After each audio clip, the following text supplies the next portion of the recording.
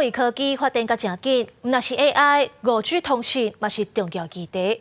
咱台湾组织会和日本第5代行动通信联盟合作，办国际论坛，做伙讨论5G 的发展政策甲创新的应用。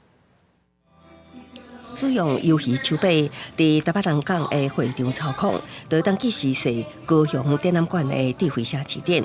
这是台湾的5G 全网串联应用。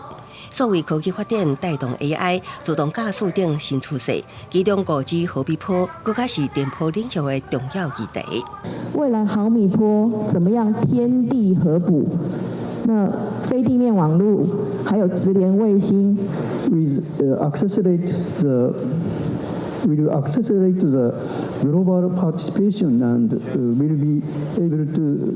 组织会甲日本第5代行动通信联盟办理国际论坛，探讨5G 毫米波发展、5G 全网的商用模式、甲5G 创新应用等议题，佮邀请国际业者参与，寻求更较侪交流合作机会。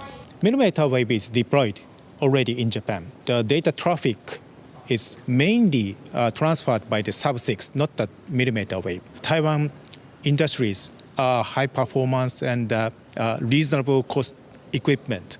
So in order to spread the millimeter wave, we need more nice equipment, devices. 制造、农业、医疗各式各样的场域里面，可能都有物联网，可能都有AI 这样子的情况下，导入5G 协助各个场域来进行各式各样的应用，然后强化它的数位韧性，是我们非常重视的一个议题。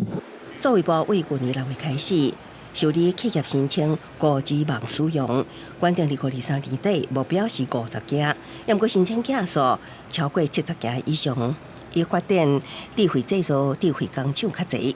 另外，目前5G 毫米波多数注重伫工商全面使用，一般消费者想要更较快使用，就爱搁等一下。记者综合报道。